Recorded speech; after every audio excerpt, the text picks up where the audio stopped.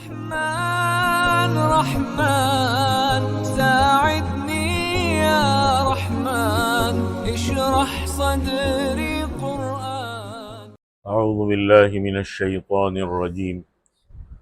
بسم الله الرحمن الرحيم. وقالوا اتخذ الله ولدا سبحانه بل له ما في السماوات والأرض كل له قانتون بديع السماوات والأرض وإذا قضى أمرا فإنما يقول له كن فيكون. وقال الذين لا يعلمون لولا يكلمنا الله أو تأتينا آية كذلك قال الذين من قبلهم مثل قولهم تشابهت قلوبهم قد بينا الآيات لقوم يوقنون إنا أرسلناك بالحق بشيرا ونذيرا ولا تسأل عن أصحاب الجحيم صدق اللہ العظیم. سورۃ البقرہ آیت نمبر 116 سے 119 تک تلاوت کی ہے.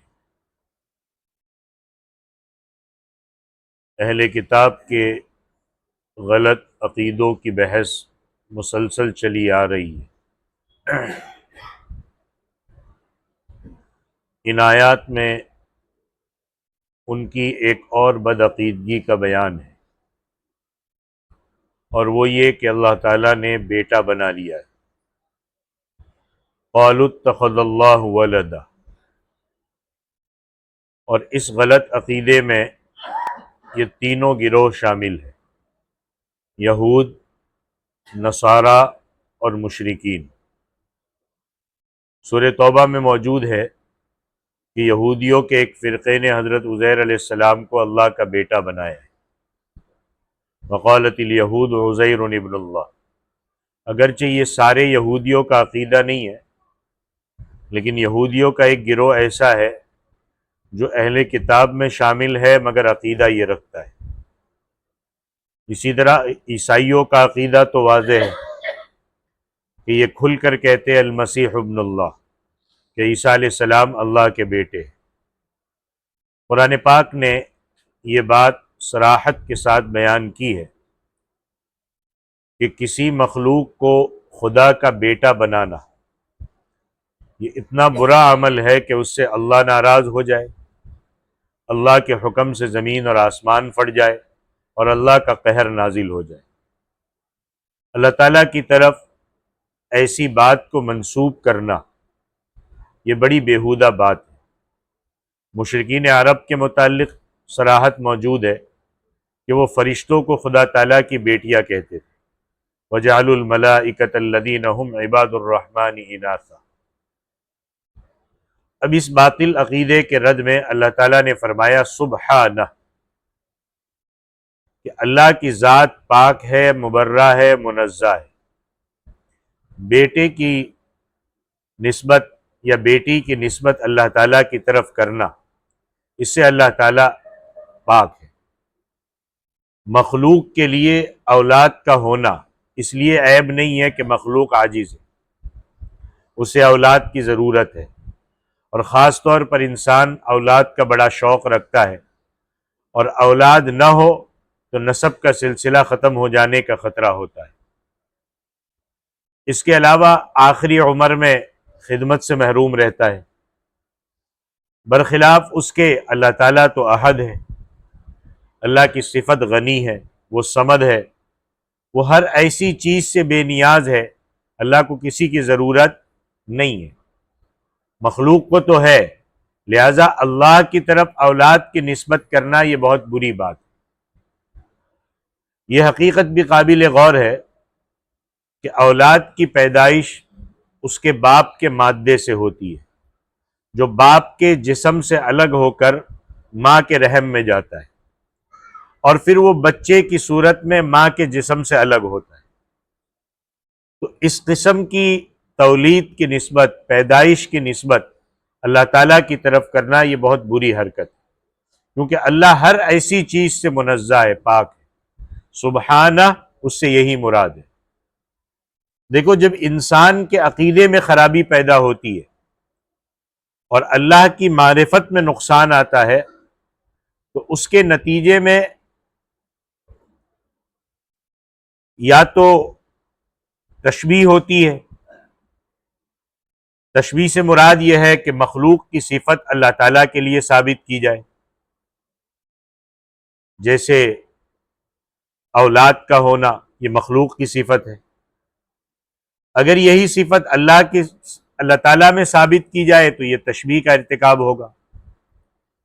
اور اگر اللہ تعالیٰ کی خاص صفت کو مخلوق میں ثابت کیا جائے تو یہ شرک ہو جائے گا. عقیدے میں اگر خرابی آئے گی تو دو چیزوں کی وجہ سے، یا تو تشبیہ پیدا ہوگی یا تو شرک پیدا ہوگا. اللہ قادر مطلق ہے، یہ اللہ کے پاس ہے اتھارٹی. اللہ علیم کل ہے، اللہ کے علاوہ کسی کے پاس نہیں ہے. دینے اور لینے والی ذات کس کی ہے؟ اللہ کی. اب انسان نے اللہ کے علاوہ کسی اور کو بھی یہ اتھارٹی دے دی کہ اللہ کے علاوہ فلانے لوگوں کے پاس بھی یہ اتھارٹی ہے کہ ہم ان سے مانگ سکتے ہیں، اس سے لے سکتے ہیں، تو یہ ایک قسم کا شرک ہے. سبحان کا لفظ اللہ کی اسی پاکیزگی پر دلالت کرتا ہے کہ اللہ ان ساری چیزوں سے پاک ہے.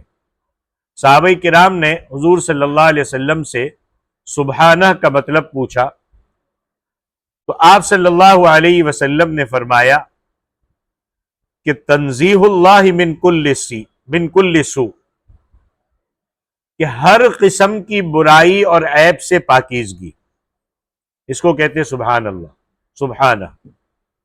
کسی نے حضرت عبداللہ ابن عباس سے پوچھا کہ حضرت اللہ اکبر کا تو معنی ہم جانتے ہیں کہ اللہ سب سے بڑا ہے، لا الہ الا اللہ کی مطلب بھی سمجھتے ہیں کہ اللہ کے سوا کوئی معبود نہیں، الحمدللہ کا معنی یہ ہے کہ ساری تعریف سب حمد و ثنا اللہ ہی کے لیے ہے.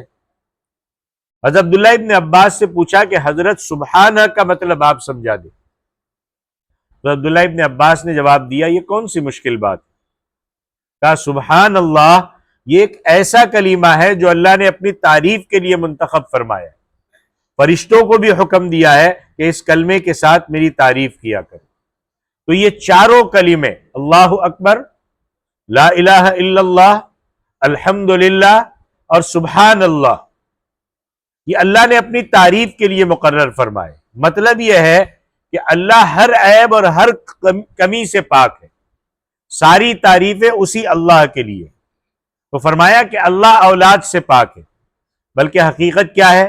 بل لہ ما فی السماوات والارض، کہ آسمان اور زمین کی ہر چیز اللہ ہی کے لیے. یعنی دنیا کی جتنی ساری چیزیں ہیں، چاہے آسمان ہو، زمین ہو، سورج ہو، چاند ہو، اور دنیا کی جتنی انسان ہو، جانور ہو، یہ سارے مملوک ہیں اور اللہ ان کا مالک ہے. گویا اللہ اور انسان میں باپ اور بیٹے کی نسبت نہیں ہے کہ کہا جائے یہ خدا کا بیٹا ہے. باپ اور بیٹے کی نسبت نہیں، مالک اور مملوک کی نسبت ہے. اور مالک بھی کیسا؟ جسے ہر قسم کا اختیار حاصل ہے، اس کے حکم کو کوئی ٹال نہیں سکتا. اللہ نے کہہ دیا کہہ دیا، کوئی نہیں کہہ سکتا. سورج نہیں کہہ سکتا میں یہ نہیں کروں گا، چاند نہیں کہہ سکتا میں یہ نہیں کروں گا. کل لہ قانتون، سب اسی کی اطاعت کرنے والے. اللہ کے جو تکوینی حکم ہے اس کی خلاف ورزی میں کسی کو مجال نہیں ہے.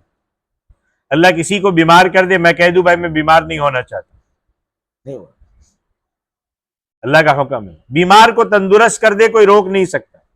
کسی پر موت طاری کر دے، اللہ کے حکم کو کوئی ٹال نہیں سکتا. کائنات کی ہر چیز اللہ تعالیٰ کی فرما بردار، اور اس کو اللہ کی فرما برداری کرنی ہوگی. ہاں شریعت کے احکام ایسے جسے انسان ٹال سکتا ہے. اللہ نے حکم دیا نماز پڑھو، زکوٰۃ ادا کرو، جہاد کرو، اب یہ کمپلسری ہے. لیکن انسان چونکہ اپنے نفس پر کبھی کبھی چلتا ہے تو اس پر عمل کرنے میں کوتاہی کرتا ہے. مگر اللہ کا جو تکوینی حکم ہے اس کے سامنے سب کو سر جھکانا پڑتا ہے. جب موت کا فرشتہ آتا ہے تو پھر کون ہے جو اللہ کے حکم کو ٹالے؟ بھائی میں نہیں مرنا چاہتا، یا آس پاس والے روک لے.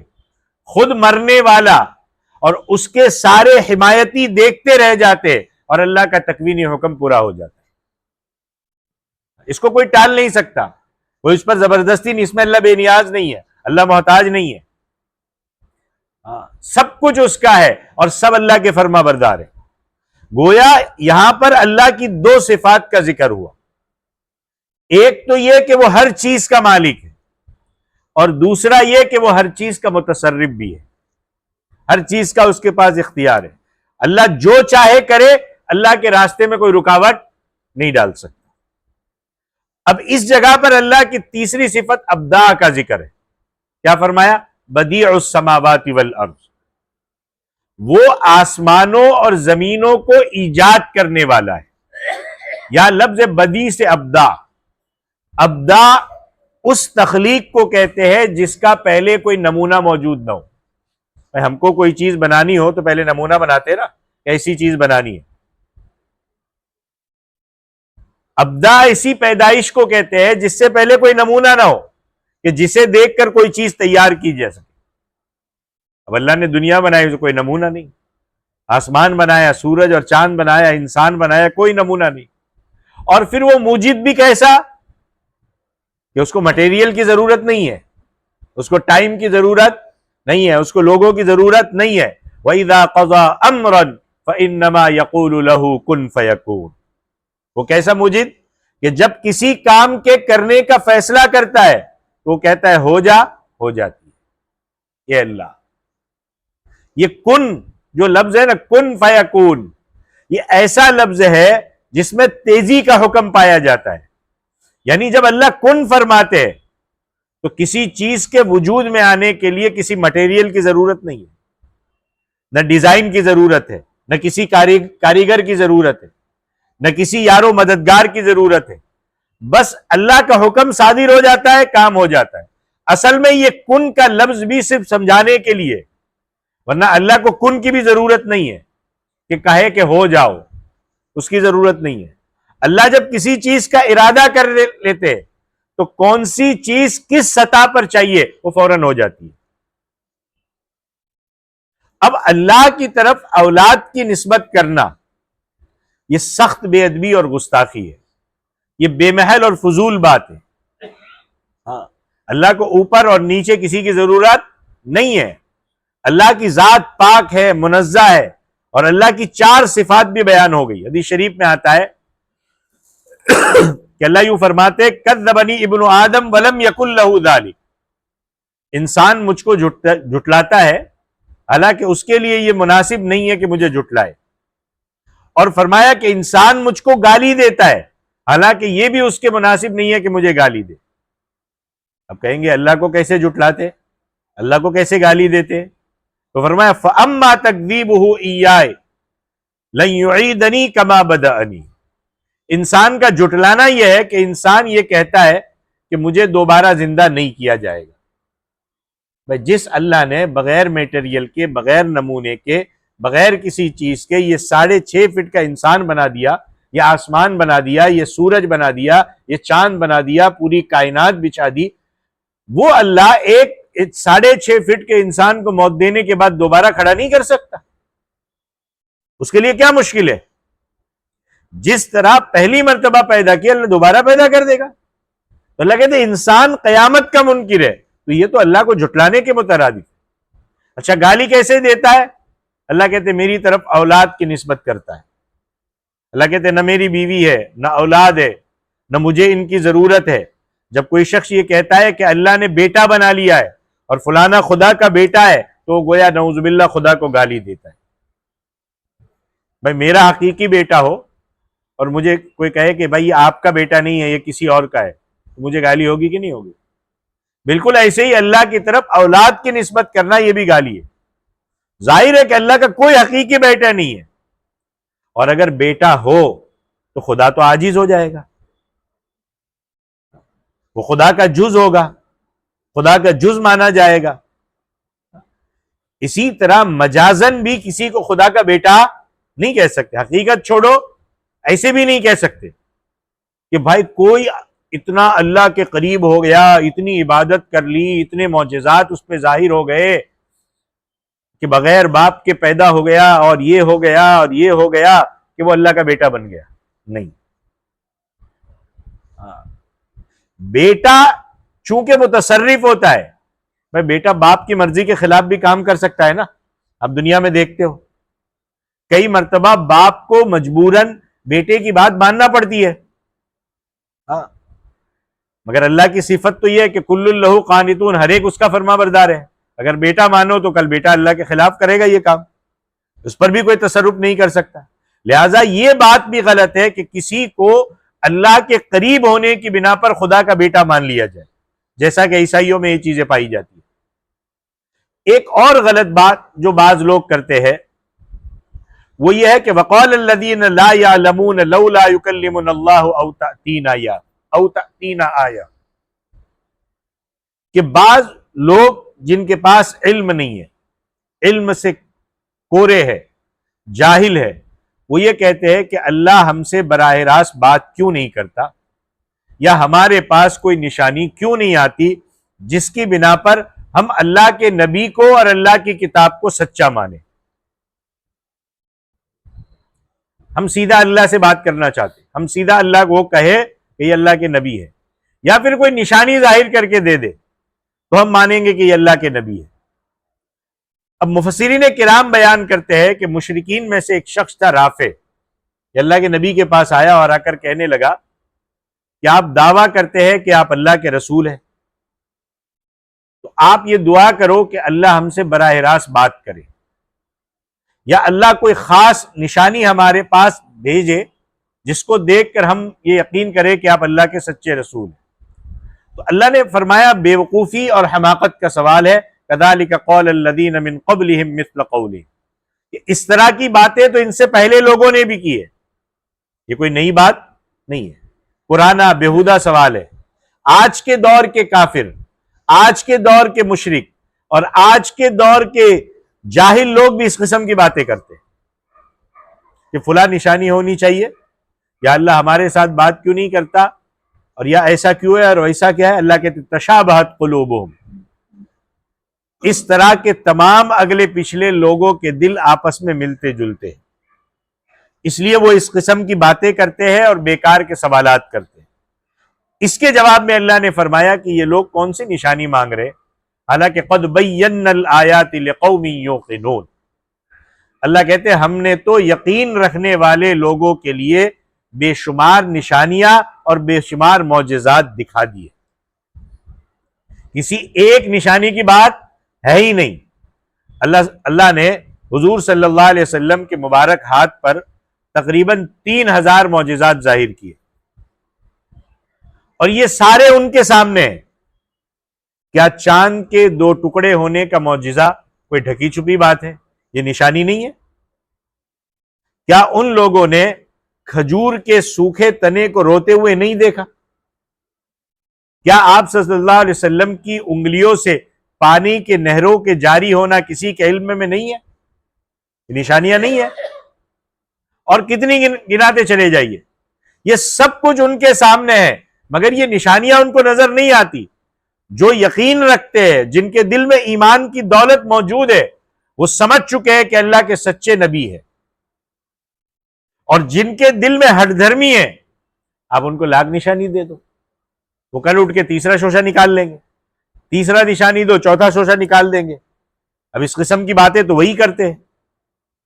اب جب یہ نشانیاں دینے کے بعد بھی جب کوئی نہیں سمجھتا تو نبی کے دل میں تکلیف ہوگی، غم لاحق ہوگا کہ اتنی واضح نشانیاں موجود ہونے کے باوجود یہ لوگ اپنی ہٹ دھرمی پر اڑے ہوئے ہیں.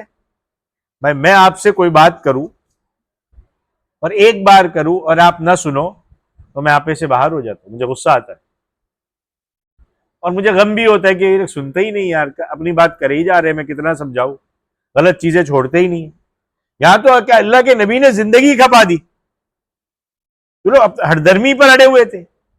یہ لوگ اللہ سے براہ راست باتیں کر کے فرشتوں کی سب میں شامل ہونا چاہتے، یا اپنے آپ کو نبیوں کے برابر سمجھتے کہ اللہ ان سے بات کرے. یہ سارے ناجائز مطالبات تھے. اور جب کوئی شخص ساری نشانیاں دیکھنے کے باوجود ایمان نہ لائے تو یقیناً دل میں افسوس تو پیدا ہوگا. اللہ کے نبی کے ساتھ یہی معاملہ تھا، اور اللہ نے آپ کو تسلی دیتے ہوئے فرمایا انا ارسلناک بالحق بشیرا ونذیرا. کہ اے پیغمبر صلی اللہ علیہ وسلم، ہم نے آپ کو حق کے ساتھ نبی اور رسول بنا کر بھیجا ہے، آپ اپنی امت کے لیے بشیر بھی ہے، نذیر بھی ہے، یعنی ایمان والوں کو جنت کی خوشخبری سناتے ہیں، انکار کرنے والوں کو دوزخ کی وعید بھی سناتے ہیں۔ جو لوگ آپ کا انکار کرتے ہیں وہ لازماً اللہ کی پکڑ میں آئیں گے۔ آپ ان کی حرکتوں پر غمگین نہ ہو اور نہیں ان کے دوزخ میں جانے پر کوئی افسوس محسوس کرے۔ کیوں؟ وَلَا تُسْأَلُ عَنْ أَصْحَابِ الْجَحِيمِ، کہ آپ سے دوزخیوں کے متعلق سوال نہیں کیا جائے گا کہ یہ جہنم میں کیوں گئے تھے۔ کتنی واضح چیز ہے کہ اللہ کے نبی کے وقت آپ کا کام ہے صرف بتا دینا، مانے چاہے نہ مانے، ہدایت کس کے ہاتھ میں ہے؟ اللہ کے ہاتھ میں۔ نہیں مانتے آپ غم نہ کریں، بلکہ الٹا اللہ پوچھے گا ان سے، ما سلککم فی سقر، کہ اللہ پوچھے گا کہ تمہارے جہنم میں جانے کی وجہ کیا ہے؟